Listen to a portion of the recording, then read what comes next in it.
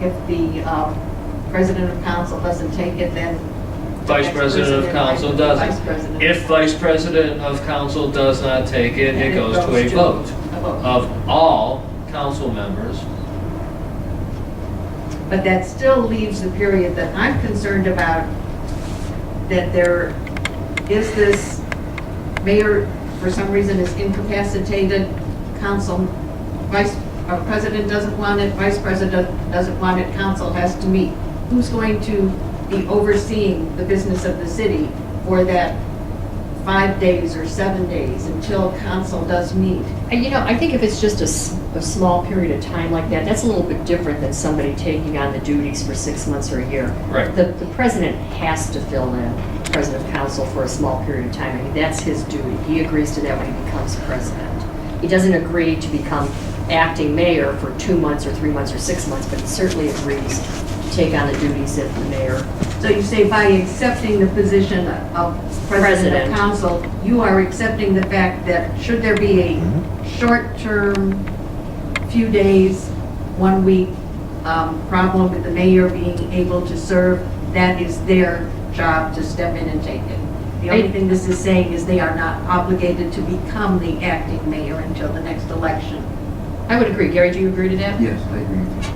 Okay. And Kathy, to your point earlier about people may, if it says all members of council are the majority for vote, maybe it should say, if that's the way you go, all members of council present. Because you still have to have a certain number to have a meeting anyway. True. And if you have somebody, Majority of. if you have somebody ducking a meeting to avoid the vote, it won't affect it, but as long as the rest of the council is there. If there was a vice president of council, so we're saying this word remaining could stay in there, because if there's the president of council refuses, so now there's 6 council members. The vice president refuses, there's now 5 members, and there won't be a tie. Well, there you go. That's true too. The word remaining doesn't have to go anywhere if vice president is added. So it's one or the other. They don't both need to be there. Because you get down to 5. Now, whether that would be 5 present members or 5, however that would work. But adding the vice president of council would remove the issue of there being a tie with the remaining votes. God willing, we'll never get to this point. We're in it deep tonight. In all fairness, though, just because a president and or vice president is not able, maybe they have a full-time job, they're not able to take the position, I still think they would want to have a vote. Have a say. Have a vote, yeah.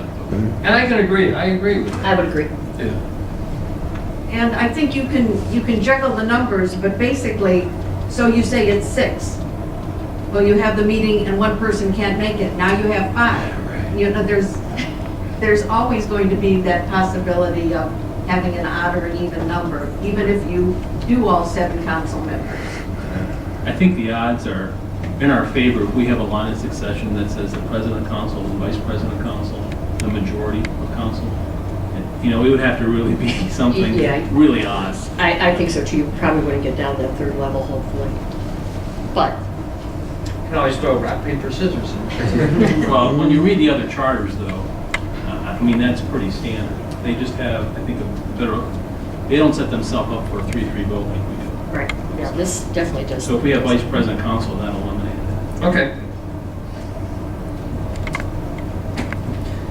Section 4.05, powers of the mayor. Clarification of language to state that the mayor shall serve as the director of public safety or have the ability to appoint a director of public safety who would serve at the pleasure of the mayor. And currently ours says, subject to provisions of the civil service regulations and the provisions of this charter, the mayor shall have the power to appoint, promote, discipline, transfer, reduce, or remove any employee of the city except those required by this charter to be elected, those whose terms of office may be fixed by this charter, the director of public safety, the director of public service, and all appointed officers. Now, wasn't there a reference, Jenny, back to another section of the charter that said Yes, there was, where it once again addresses, but that didn't need to be changed. It was No. only this section that needed to be changed. It really needs to be clarified, because in most cities of this size, it is fairly standard practice, I believe, for the mayor to also serve. It is, and some of the charters even state that, like Macedonia says, the Director of Public Safety shall be the head of the Department of Public Safety. The mayor, in addition to his or her other duties, shall be and shall perform the duties of the Director of Public Safety. I just think we need to add that in there. I do too. And Dave said if we added here, the mayor shall be the Director of Public Safety unless he or she designates someone to be the Director of Public Safety. That, we wouldn't need to change the other section then. That would leave that open in case the mayor did designate somebody, then of course they have authority over that person. So that's the way he approached it. The thing that Director of Public Service really, I think that whole thing needs to be reworded. We have a Director of Public Works. Oh, so you're saying we don't even have... Why are we calling that person out? You know, the Director of Public Safety and all appointed officers rather than Director of Service? I'm not quite sure. It's just old language, I believe, that was never changed. Because we have the Director of Engineering, we have Director of Community Planning and Development, we have the Director of Parks and Recreation, Public Works. And it's odd that they would just call out the Director of Service. Service, that one? Yeah, they're no different than all appointed officers who serve at the pleasure of the mayor.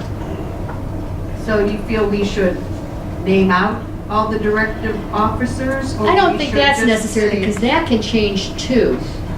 So I would say it would be better just to leave that open-ended appointed officers because directors are appointed, but take out the Director of Public Service. There's really no reason to call them out. So that sentence would start with, all appointed officers shall serve at the pleasure of the mayor. Right.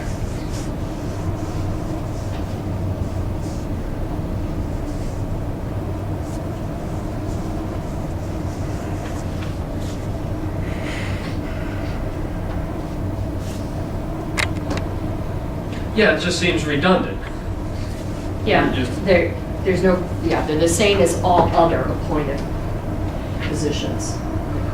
Director of Service. Does everybody agree with that? I mean, I think it harks back to many, many years ago when the city was pretty much fire, police, and plowing the road service. I mean, those were your three big departments. Public safety and service. What, do you agree that we should still amend it, that the mayor shall be the chief executive officer of the city and serve as the director of public safety? So we do need that in. So this is basically just some rewording, which David can put together and submit to us. Absolutely. And that I have no doubt. I receive mail at my office all the time from the day one. Mayor Prokop, Director of Public Safety. I mean, that's pretty typical of all cities. okay. Any further discussion on that? Let's move right along. Section 6.01, limitation on rate of taxation. Currently, the power of council to levy taxes shall be subject to the limitations, requirements, and allowances provided by the Constitution and the laws of the state of Ohio, but shall include the right to levy taxes for all purposes of the municipality, and in bold, without a vote of the people. The vote which- is mine. I know. I understand that. Which shall not exceed or accumulate beyond a maximum of 7 mills in any 1 year, and which shall include the right to levy taxes upon such other subjects and for such other purposes that are lawful under the Constitution and laws of the state of Ohio, becoming effective January 1st, 1973. Requested clarification of mills. 1 mill equals 1/10 of 1 cent. Property value of 100,000 times .0010 times 7 mills equals $700. Now, that was my interpretation of, we were talking about 7 mills, because we had the question Well, how much is that? Every year, How much what's a is- mill? Right. Right, what's a mill, and if council can decide we're going to add 7 mills, how much does that mean to a property owner? You know, what The kind city of, can only have 10 money inside is mills. that? though. Only 10 Wait, inside. and the city can only have 10 inside millage. That's what we're allowed by state law, so we could not go beyond that. Everything beyond 10 mills would have to be voted on by Not the same thing. okay, but I'm still trying to figure out, if council, for some reason, decided to levy 7 mills, how much would that be on a typical homeowner with a valuation of $100,000 on their house and property? 700. It would be 700, Yes. okay. So we can't exceed 10 without going to the vote. What are we at right now? No, It's not 700? no. You gotta take, if you look at the value of a home with 100 grand, in Ohio, by law, it can be 35% of that is the taxable Well, value. the taxable value. Then you take that Absolutely, assessed value. times, the simplest way I know it is just divide whatever your tax value is by 1,000 times $1. It's $1 per 1,000. I'm Is the sorry, way I when you always said look at it. 100,000, I thought of assessed value. Because Right. it is of assessed value. It's taxable Right. value. Right. And I can Right, send you and that's guys the what I- formula. They have that formula too on the website. Mhm. When I said the formula last time, I did say assessed value. Right. But you said, under the Ohio State Charter, cities can go up to 10 mills? We can, but we're restricted here to 7 But we're mills. restricted internally by our Right. charter. Exactly. That's my understanding. Correct. That's what, So we couldn't allow but David, 12 mills, but we can restrict it. We couldn't go beyond the maximum set by Can't the go state beyond the charter, maximum But we of can inside millage step by step. restrict it. So, okay. And that's from 1973, so that probably has been increased over the years.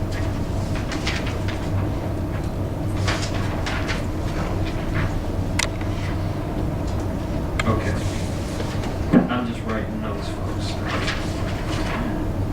6.03, contracts and purchasing. 7.01, general provisions. And 7.05, civil service commission. Reword to allow for important information, advertising of bids and public notices through online electronic methods. Mr. Sengstock commented that not all residents have internet and that newsprint publications are the way they receive city information.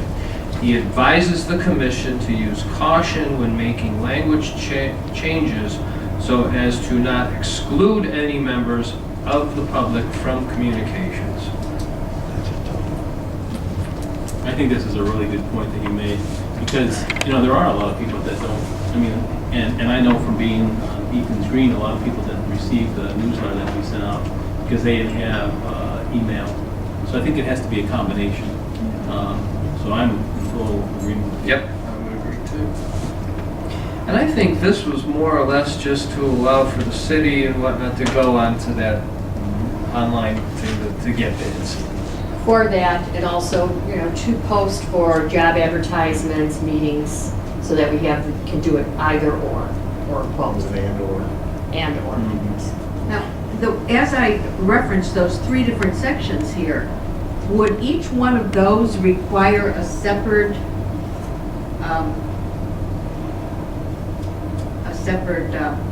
ballot issue? Dave and I talked about that also, and he felt that if we structured it in such a way that it affected all sections, that all advertising could be done. So it could be done. Then we could change it. Just- Okay, in one.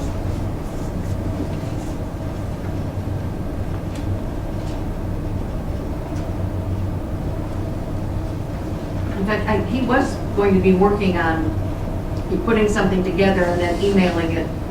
He mentioned he would do that. Okay. He was going to put some wording together and then email all the board members his suggested wording. Okay, good. All right, moving on to 705B, Civil Service Commission. Amend to show the definition of both the competitive and non-competitive groups. See City of Twinsburg Civil Service Rule and Regulations booklet for definition of the competitive group. And I think that was a good suggestion, just because you read that thing and you don't know what the Right. non-competitive was it, or which? let's see, so if the civil service regulation booklet has the competitive, then the charter has the non-competitive. Right. And the booklet for civil service doesn't have non-competitive, it only has, so both of them need to be reworded. Just for clarification purposes, I agree with you there. Does anybody else have any? I'm in agreement, and we have the employee handbook, and really they spell out classified, unclassified, certified, provisional. Everything is spelled out there, and Dave will put together language from the handbook, because neither civil service or the charter, I think, is very clear on that. So we're going to start working that from scratch. All right, moving on to articles. Before you go on, Yes. backing up just a little bit in 705A, Mayor, isn't that where we wanted to clarify some of the, we had some of those old things hanging in there that we don't have responsibility for? Yes, Library, school. absolutely. School board, number 11 and 13, under 8.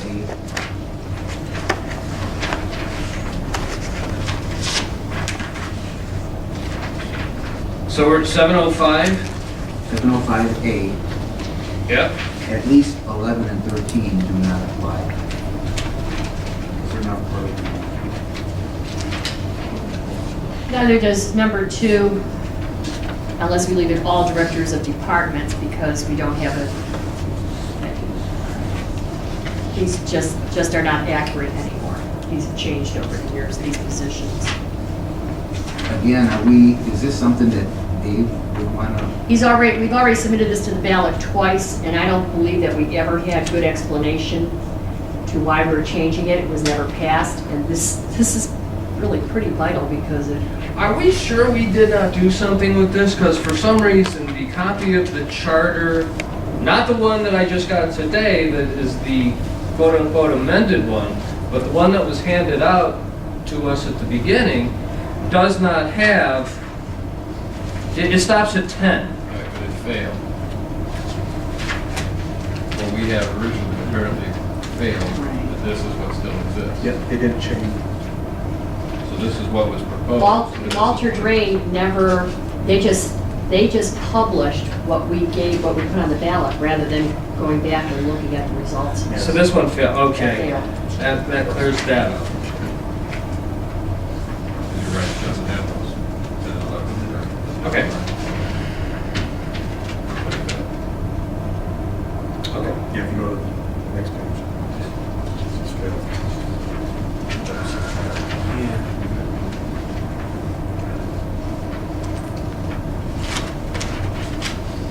David's going to be putting together. Yes, he is. It may be similar to what we have in that other one that didn't pass. Right. I think it's the same.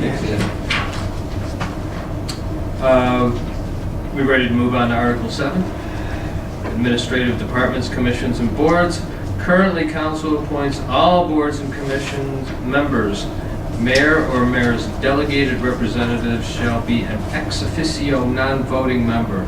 Mayor distributed inter-office memo outlining her proposal for appointment of board and commission members.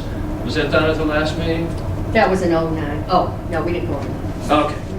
No, we didn't go over it, but you handed it out at the Right. last meeting. Yes. I don't have, would you happen to have? And I'm not saying this is the way it should be done, this was what, some of the research I did in 09, and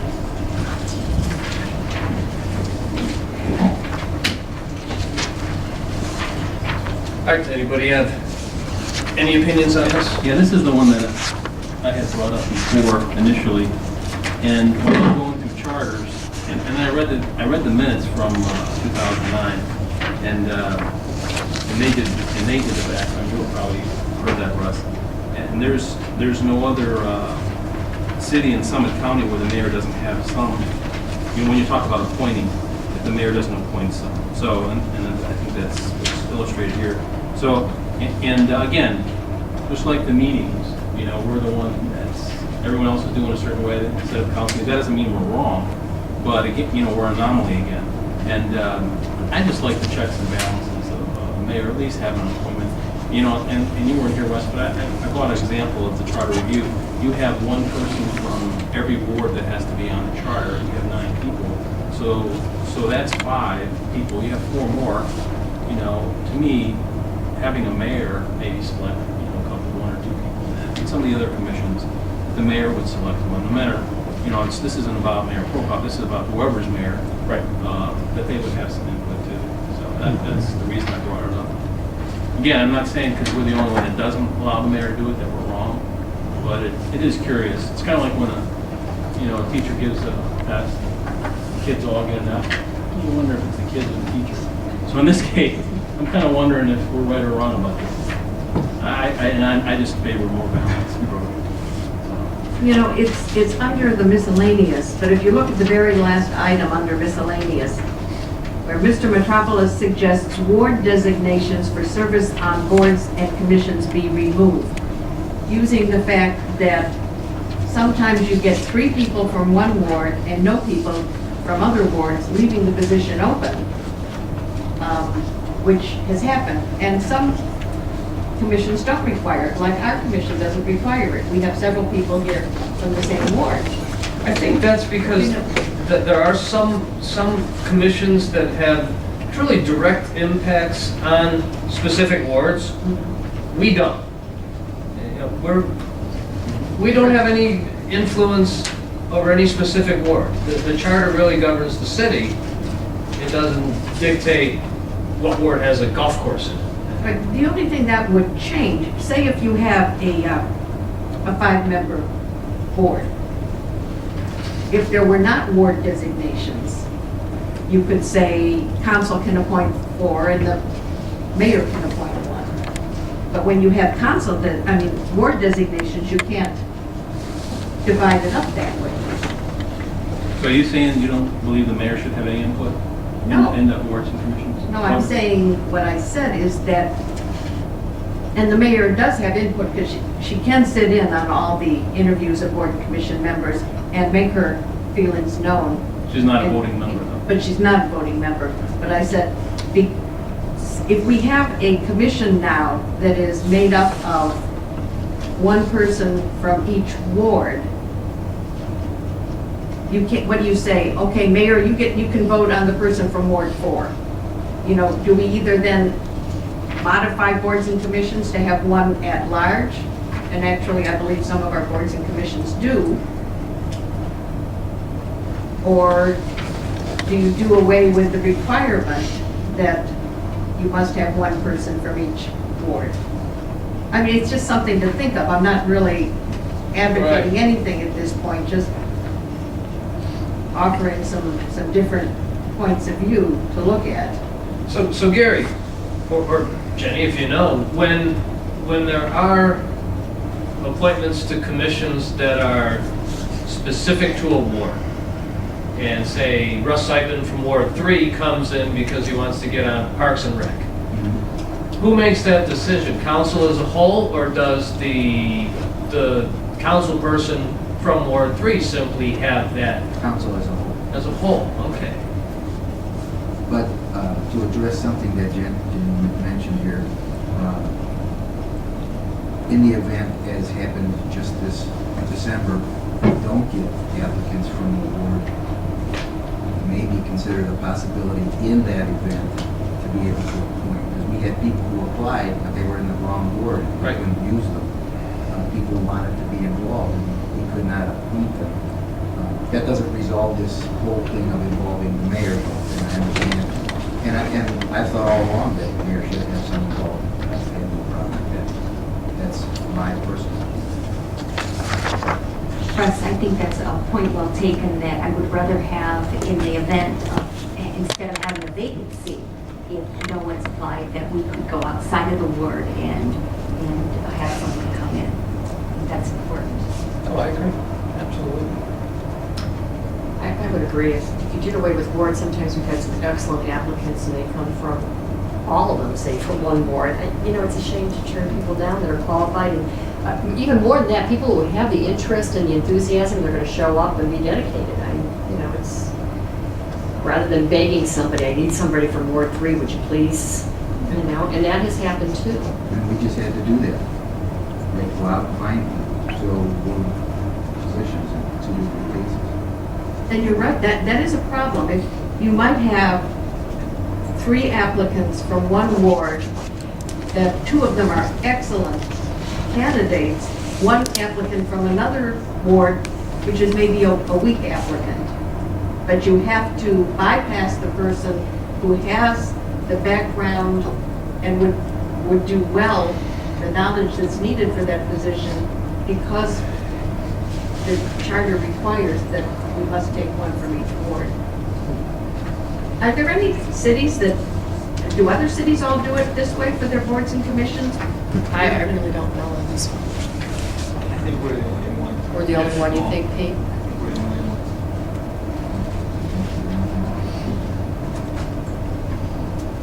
So maybe that's something to think of. Look at some of the other charters and see if they put that requirement on. Oh, I agree. We have proof that it can get in the way and be detrimental, so that's valid. Going back to the power of the mayor to appoint, has anyone given consideration other than, I think, I'll look at the mayor's memo. So there's that, I believe, asking for certain commissions and boards. Is there any other thing that could come into play there? Does just granting you the ability to have a say, Mayor, a vote? Well, I think, at the very least, I think the mayor should be a voting member when it comes to appointments, absolutely.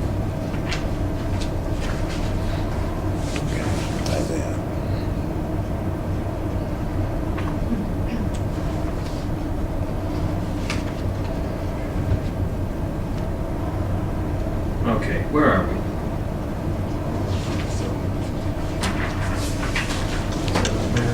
Okay, so 7:12, Department of Parks and Rec. Very sparse, yeah, only 1 sentence. Kim, you Yes. brought and I printed it off, you brought some examples from quite a few cities. I did. I shared some examples last week, and as I looked through these, you can see we go from 1 to 2 paragraphs in some charters to very detailed in other charters. If I could call your attention to page 3, it was the Macedonia. A couple of their sections 13.2, 13.3, 13.4, seem to really encapsulate the function of the Director of Parks and Rec, duties and qualifications.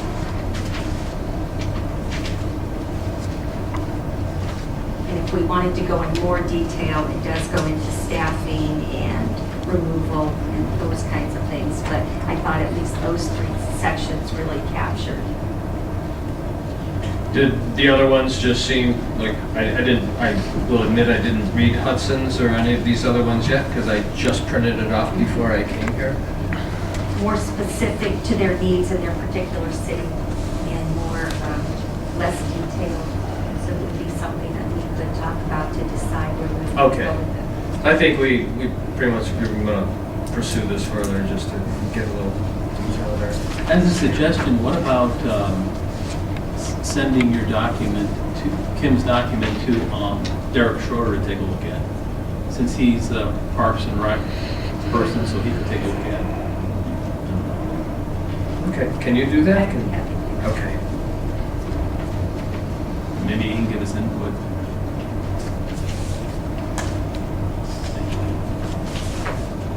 All right, on to 7A01. Wording and intent are vague. Needs to be reworded to allow for better interpretation of intent. Sally Gaydosh would like to see the commission enact some sort of penalty action when the city is found to have violated section 7A01.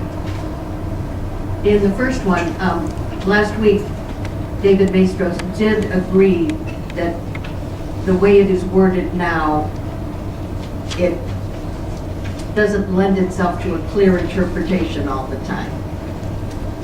And, you know, he does think that some rewording of some sort is necessary.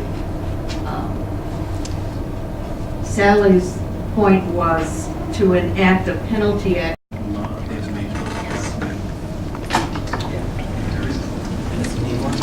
The one I was reading, though, does have, There's a couple of things that he corrected in there.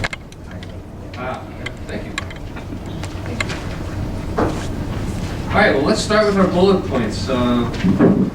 Section 3.07, meetings of council currently states shall hold regular meetings on the second and fourth Tuesday of each month. Mr. Romito thinks meeting day should be left at the discretion of council and mayor to be determined at first meeting in December. Mrs. Gaydosh stated that council made decision on meeting days in 1990 and it was amended in 2001. Mr. Soresi commented regarding timing of the summer break for council, requested that the timing be changed to the entire month of July instead of the last half of July and the first half of August. So let's address that last bullet point first because I think it's the easiest one. So Gary, you were asking, I believe, that the wording was going to be something to the effect that the last meeting of the year would be the last council meeting of June, correct?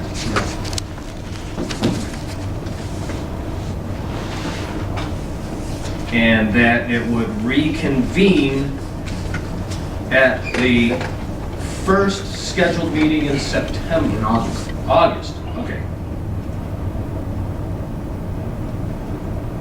If you look at the charter itself, if you just look at changing after the second meeting in June, and then until the first scheduled meeting in August.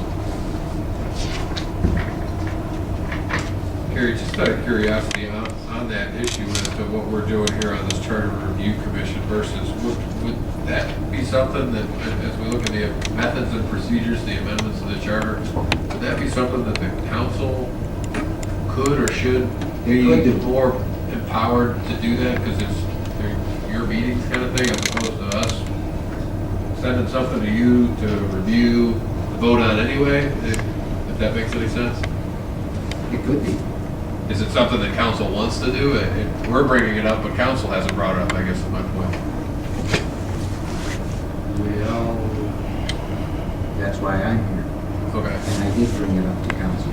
And the response I got was, I don't have a problem with it, that's okay, that's okay. You don't have, the council doesn't have a problem with the way it is or making a change? And it doesn't, in the end, it doesn't really matter because council can change the days of Right. meetings anyway if they really wanted to. In the last 8 years that I've been here, we've had 3 or 4 years that we met anyway during that time because we had emergencies and things going on. So there can be changes to that. This just came to me from someone and I said I would bring it forward. Sure. I'd like to comment on that. I spoke to the city engineer about that. She says there is never a time that she doesn't go into July for legislation. And even then needs special legislation, just the way her workload and her bid process. So she was concerned that if we change it and make it specific, that if she needs a special meeting, as has happened in the past, not recently, but we weren't able to get a special meeting during the summer for lack of quorum. And she thinks that could be a real detriment, at least from her department. So she would like to at least speak on that if you're going to make a decision Yeah, she's to more put in the involved. charter. I mean, my gut would just tell me, hearing that since nobody seems to be jumping for joy or stomping their feet that they want to get this changed, although it was brought up by somebody, I mean, that's a legitimate problem, I would imagine. It affects the operations of the department, for sure. And it then can affect the entire city if she can't get a project, a change order processed, or a bid approved. So she had definite concerns. Okay. Are there any other concerns that were voiced to anyone?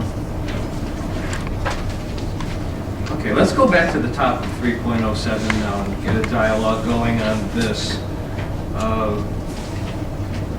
what is everyone's feelings? And Gary, I'm going to go to you, and Mayor, I'll go to you too, about the ability to change or set the date at the beginning of each year on when council meetings are actually held. I think the most important thing is that they're fairly consistent. As people get used to coming to meetings at a certain time, a certain day, regardless of, and as I said a moment ago, we could change them like we do usually in December to avoid being in the holiday season. And we've done that several times. And we do that every year in December, but we have we can change it if we need to. Does anybody else have any opinions or input? I do, because I brought this up. So I was looking at the other charters from the cities, for instance, and I haven't seen any of that locked in. I mean, if somebody has one, they can bring it forward. I haven't seen a charter, and I'm not saying it's wrong because everyone does it differently, and that, or we're wrong because we do it differently than everybody else. But I think it just makes more logic to let council decide when they want to have those meetings. So Stowe says regular meetings at 8 p.m. on the first regular working day of January of each year. Council shall convene and organize at the council chambers of the municipality. The mayor or one appointed by the mayor shall preside as temporary chairperson until the president of council elected. Thereafter, council shall meet at times as may be prescribed by its rules, regulations, bylaws, or by resolution or ordinance, except that it shall hold regular meetings at least once during each calendar month. Now, Solon is real similar. It says at least once each calendar month. And they don't lock in a date. Bless you, man. Thank you. Let's see. So, I mean, that's why I brought it up in the first place. I don't think they should be locked in to 2 days in a month. Maybe Mondays are better. I know some of the communities do it on Monday, and I brought this up in the beginning. I think a lot of times when people are traveling, they really want to get to a council meeting, they're more likely to be home on a Monday than a Tuesday or Wednesday or Thursday. They might be able to, if they really have an issue they want to talk about in the council, maybe they can take that Monday, but then they got to get on the road. Right. But on Tuesday, it's tough. So Solon says the council shall hold at least one regular meeting at each calendar month. The majority of the members of the council shall constitute quorum. And then it says, all meetings of the council shall be open to the public and its journal shall be available for public inspection. It said council shall by ordinance make provisions for the time and place of regular meetings of the council, the method of calling special meetings of the council. So again, it doesn't lock council members into certain days. So I just thought it'd be a little bit more flexibility if we changed it. It does give you flexibility. I do know that I don't think anybody would opt for Mondays just because of the fact that you have so many federal holidays that are on Mondays, so you're missing meetings. That's not to say that something couldn't be rescheduled in lieu of a holiday. But I know where Gary's coming from, the consistency, and sometimes the way it's always been done is okay. Consistency could come into play here, and I just see I think the potential, maybe not with this council and mayor, but at some point in time, I mean, if you have a council that can't agree on anything, you may have, a fight going on just as to when they're going to meet each year. My opinion would be that keeping things status quo in this sense would make a little sense. Does anybody else have any input on that? Yeah, my opinion, I think, on this is it does not seem to be a problem with either the council members or the mayor, as they didn't bring up this subject of changing the meeting dates. And according to what Mrs. Gadas said, it was council who made the decision on meeting days back in 1990, which was amended in 2001, and it's evidently been working for the last 13 years. So I'm thinking we have more important things to discuss that maybe this isn't, since it doesn't seem to be coming from council or the mayor, that this might not be something we need to address with some of the more urgent issues. that- So when we get to these points where one group may have an opinion and the other one may have another opinion, how do you guys want to proceed with even making the determination if we go further and explore it, or if we just say, no, this is it? We want to put it to a vote just to see if we want to, or do we? I don't know that we need to put it to a vote. I mean, So we just tell Drew, well, whatever, no, it's we not. just, I think each. I think this is democracy, so I think a vote might be a good idea. Okay. Yeah, I think Certainly, of- certainly. I mean, I mean, I don't know if we're at the point yet of, You know, voting. and you bring up a very good point there. I think what we're at the point of starting to discuss these things and looking at them. And then when we meet at the end of the month, after we've had some time to go and research each of these things, maybe compare to other charters and, you know, look a little more deeply at them.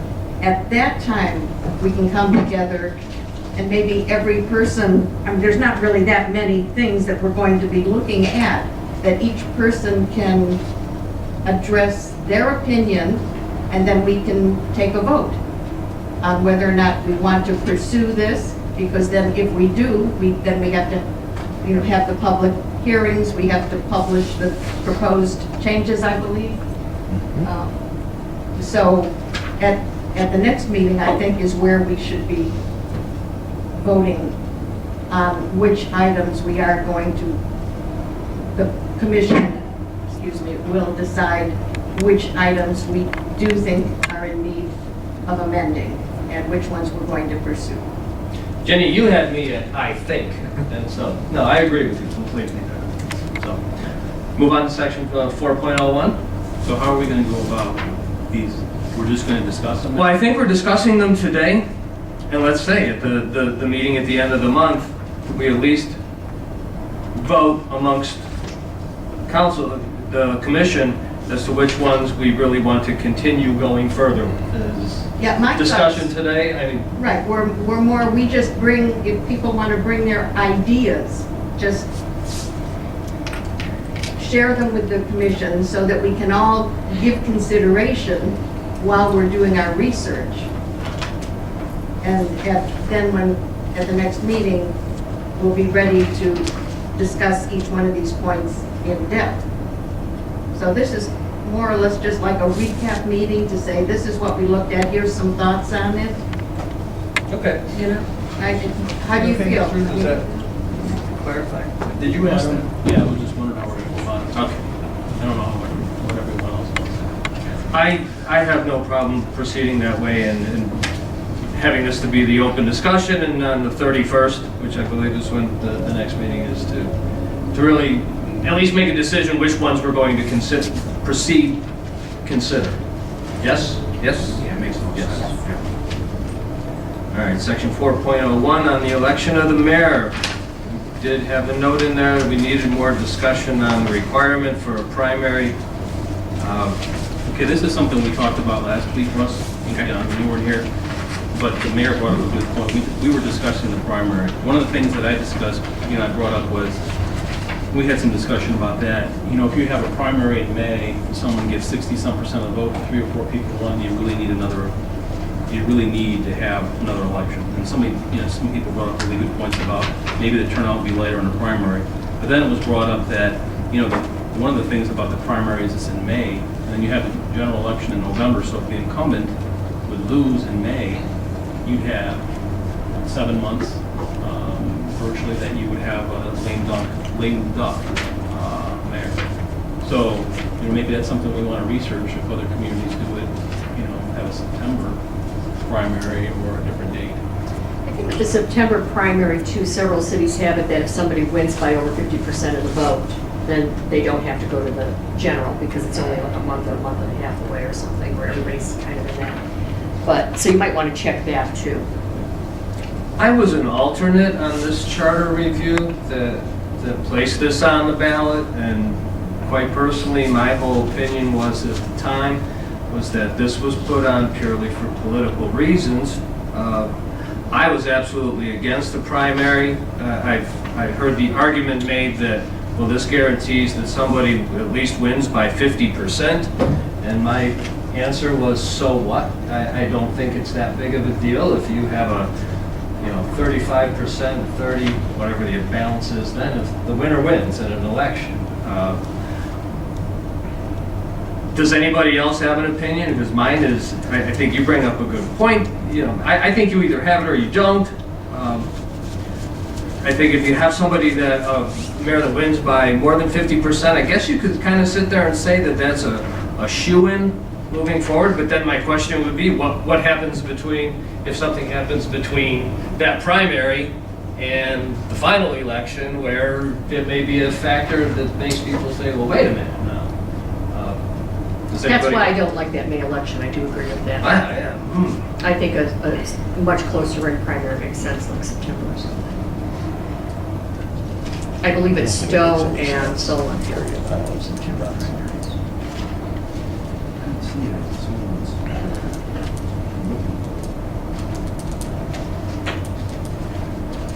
My only concern with us is if you have that early primary and you have someone that takes 50+% of the vote, and you've got a couple other people that split the rest of the percentages, you may not necessarily have wanted to vote for that person who won 50+%, and the other candidates may have split people who know them and so forth, and you may have a couple people you really like, you can obviously only vote for one. So when you get down to the two, that's why I think it's good to have the primary, but don't make that obviously that person's going to be winner for the office. If they happen to gain more than 50% of the vote. Because I may vote for one person in the primary, and when it comes down to the final election, the main election, go, boy, I really didn't, I know that person won more than 50%, but I like the other person a little bit more, shift your vote, so to speak. Well, I do not believe that we would have a chance, even if it made it to the ballot. I don't believe that anybody would vote for doing away with the primary, because I think that somebody would look at it like you're taking away a right that's already been given. That's why once this is done, it's done. Mayor, I don't know, is there any opportunity to, you can't, when you have an automatic almost general election in May, you don't want to get to a point where you have to start calling a special election in some other month to make that window shorter. Well, that's why I'm saying I'm pretty sure it's Stowe. I'm 99% sure it's Stowe that's September. Of course, Sullivan, Cuyahoga County anyway. I just don't even like the idea that if the incumbent doesn't get enough votes and they're not going on to the general election, that's a long time to have somebody in office that has, really maybe no motivation for some people to continue on with that position. I just don't like that whole feel to it. Right. I think that's not good. So you feel if it's closer towards... I think if you're going to have a primary, it should be closer, and I really do. Russ, I do think, I agree with that. That is a huge space between the two elections.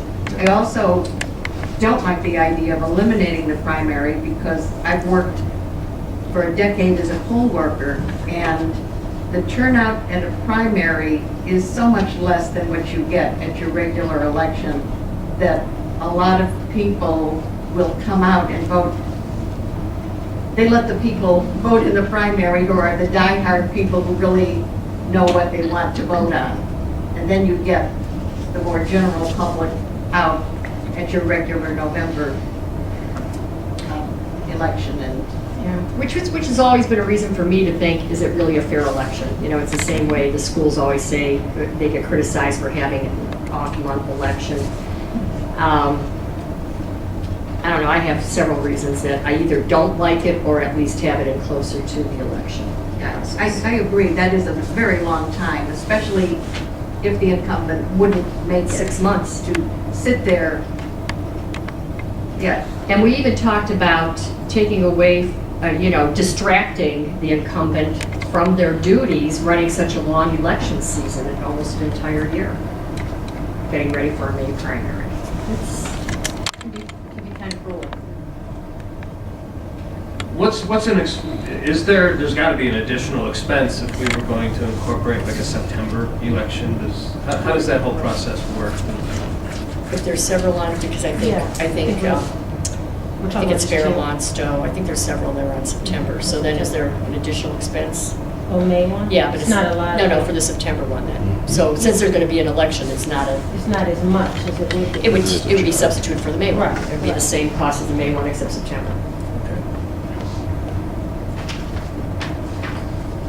Plus, there is already allowed for the fact that the primary only takes place if there are more than 2 people. Right. So if there's not, there won't even be a primary. It's true. All right. Is there anything else to add to that discussion? Move on to section 4.04, vacancy in the office of mayor. The succession plan currently states, in the event the office of mayor shall become vacant for any reason, the president of council shall thereupon become the acting mayor and serve for the unexpired term if such term is not in excess of 6 months, or shall serve until the filling of such vacancy by the electorate of the city, but shall not thereby cease to be a council member. When temporarily the president of council is absent or inaccessible, or for any reason unable to perform the president of council's duties as acting mayor, then council by a vote of the majority of the remaining members of council shall designate one of their members to act as acting mayor. And I guess the problem here, I'll continue reading in a second, was we could have a draw, a tie. Right.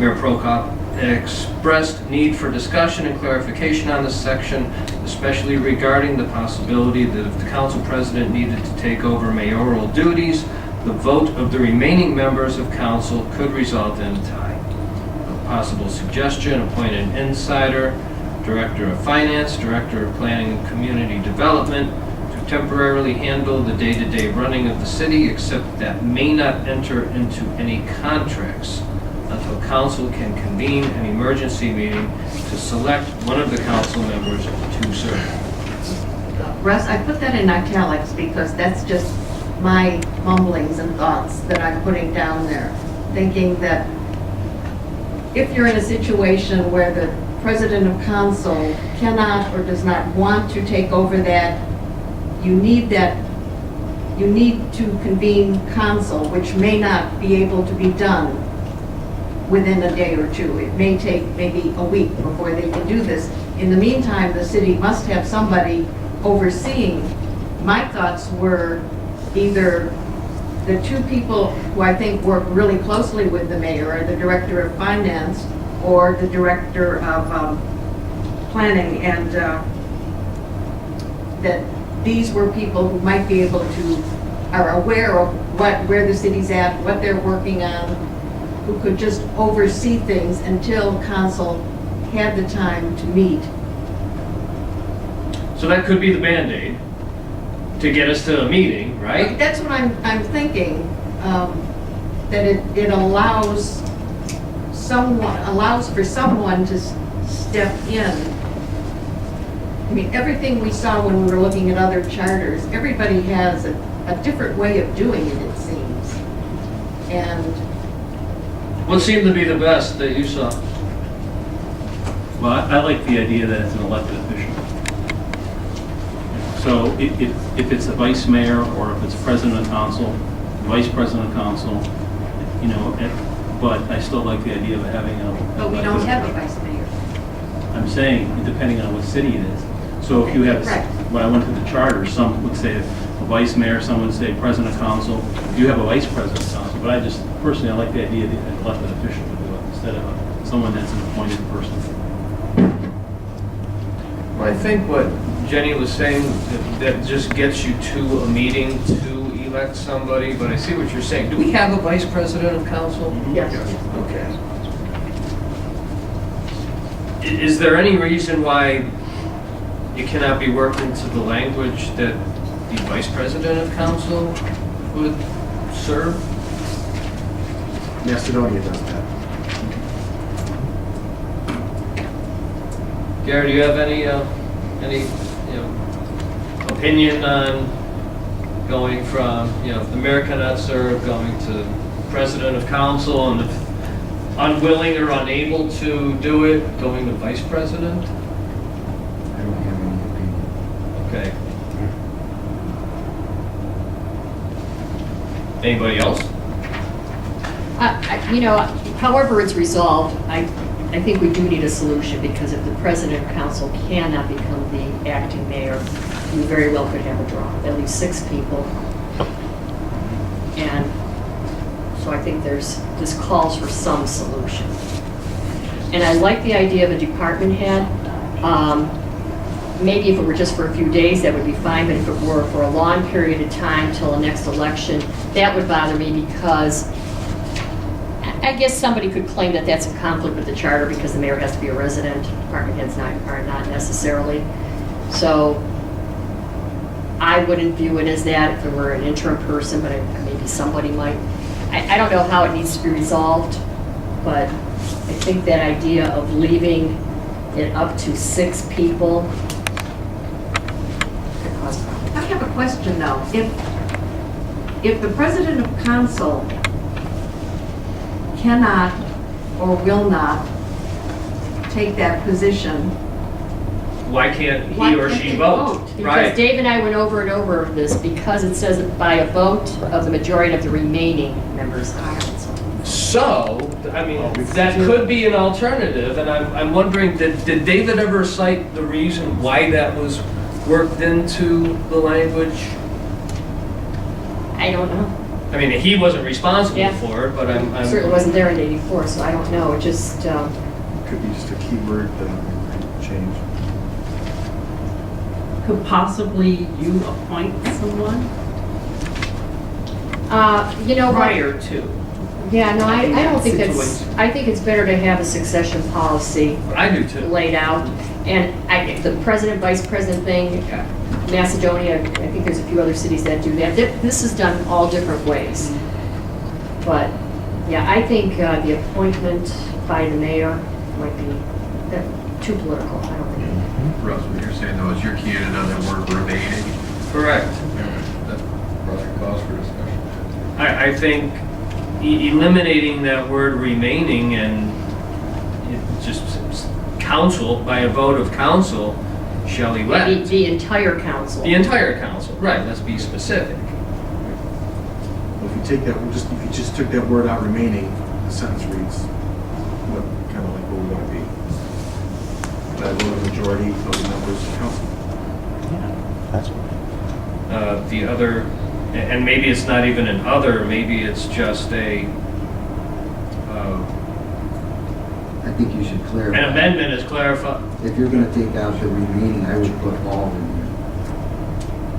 there. All council members. All Yeah, in her there. entire council. Right, that's right, that's, yeah, definitely, I made a note of that. would we But- want to put something in there saying that it must be an emergency meeting of council within 10 days? You know what, I'm just looking at all the kinds of things that could happen here. Okay, so it says, if you put in of all council members. What if somebody refuses to Right. vote? They keep Exactly. recusing themselves, they don't come in.